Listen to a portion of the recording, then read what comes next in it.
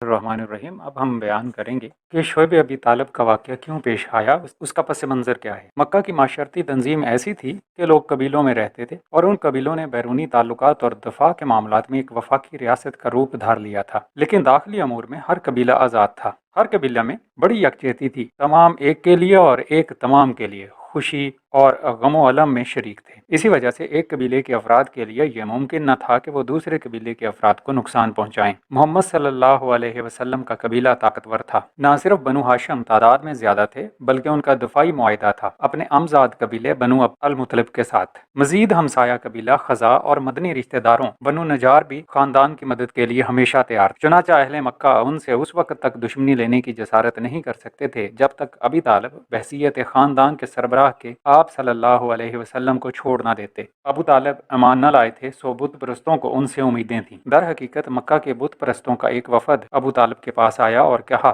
آپ کا بھتیجا محمد صلی اللہ علیہ وسلم شہر میں غیر ضروری کشیدگی پیدا کر رہا ہے، خاندانوں کو تقسیم کر رہا ہے اور دوستوں کو بیگانہ بنا رہا ہے۔ اگر وہ دولت چاہتا ہے ہم اس کو اتنی دولت دینے کو تیار ہیں جتنی وہ چاہتا ہے، اور اگر وہ شادی کا خواہش مند ہے تو ہم شہر کی سب سے خوبصورت لڑکی کا ہاتھ دینے کو تیار ہیں۔ اگر وہ طاقت کی خواہش رکھتا ہے تو ہم اس کو اپنا بادشاہ بنانے کو تیار ہیں، لیکن صرف ایک شرط پر کہ وہ ہمارے خداؤں کی توہین نہ کرے اور ہمارے آباء و اجداد کے عقائد کو برا نہ کہے۔ اگر ایسا نہ ہوا تو پھر آپ سارے مکہ کے قبائل کو اپنے قبیلہ کے خلاف مشترکہ جارحیت کی تیاری کروا رہے ہیں۔ ابو طالب نے معاملے پر غور کرنے کا وعدہ کیا اور انہوں نے محمد صلی اللہ علیہ وسلم سے پیشکش کی۔ ابو طالب نے معاملہ پر غور کرنے کا وعدہ کیا اور انہوں نے محمد صلی اللہ علیہ وسلم سے پیشکش کو مسترد کرنے سے پہلے دوبارہ سوچنے کے لیے کہا، لیکن محمد صلی اللہ علیہ وسلم نے فوراً جواب دے دیا کہ اگر وہ میرے داہنے ہاتھ پر سورج اور بائیں ہاتھ پر چاند بھی رکھ دیں تو بھی میں ذرا بھر بھی نہیں بدلوں گا، اور اس چیز کی تبلیغ سے جس کا حکم مجھے خدا نے دیا ہے۔ اگر آپ مجھے چھوڑنا چاہتے ہیں تو خدا بڑا ہے، وہ ان میں سے ہر کسی سے اور ان تمام سے وہ میری حفاظت کرے گا۔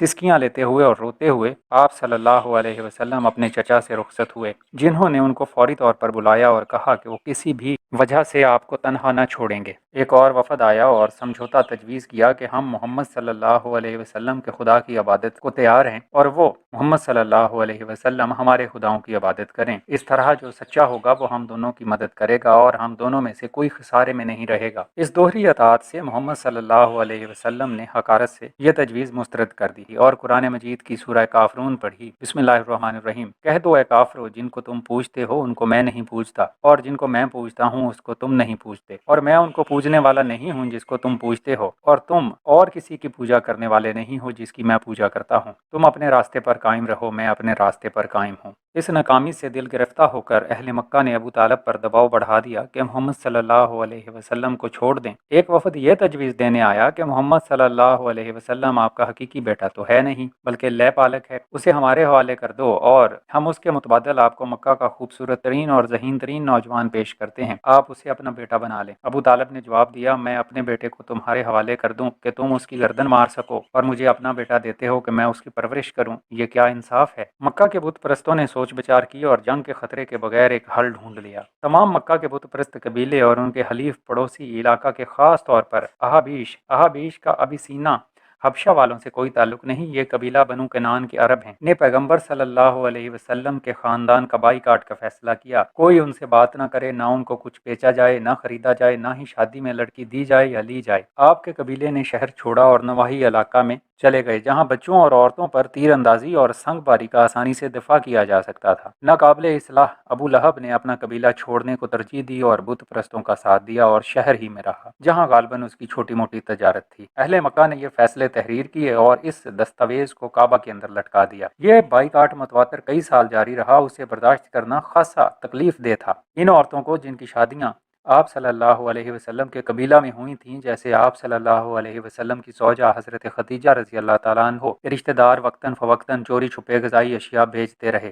حج کے ایام میں غیر ملکیوں سے اشیاء ضرورت خریدنے کا امکان بھی تھا۔ اس طرح صرف اخراجات ہی تھے، کوئی آمدن نہ تھی، تجارتی معاملات بند ہو کے رہ گئے تھے۔ ایک روایت ہے کہ ایک دن پیغمبر صلی اللہ علیہ وسلم نے بتایا کہ دیمک نے اس دستاویز کو جو کعبہ میں لٹکائی گئی تھی کو کھا لیا ہے، کوئی لفظ نہیں بچا ماں سوا خدا اور محمد صلی اللہ علیہ وسلم کے الفاظ کے۔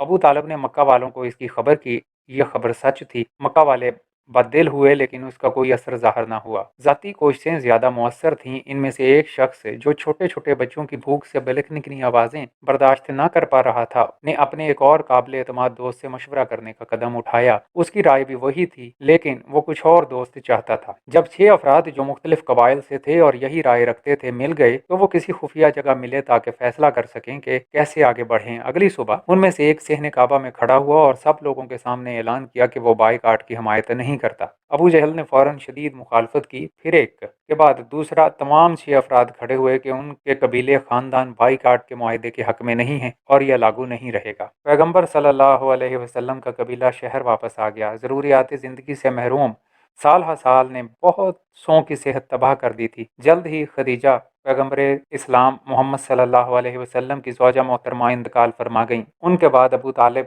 آپ صلی اللہ علیہ وسلم کی حفاظت کرنے والے چچا بھی وفات پا گئے۔ ابو لہب اب قبیلے کا سردار بن گیا۔ ابو لہب نے بھی اپنی دشمنی نبی پاک صلی اللہ علیہ وسلم سے نہیں چھوڑی اور اپنی نفرت پر قابو نہیں پا سکا، اور جلد ہی اس نے محمد صلی اللہ علیہ وسلم کو قبیلے سے خارج کرنے اور قبیلے کی قانونی پشت پناہی سے محروم کرنے کا عذر تلاش کر لیا۔ تو یہ ہم اگلی ویڈیو میں بیان کریں گے کہ نبی پاک صلی اللہ علیہ وسلم نے پھر کیسے اور کیوں طائف کا سفر اختیار کیا اور وہاں پر کیا واقعات پیش آئے ان کے ساتھ۔ تب تک کے لیے اللہ حافظ۔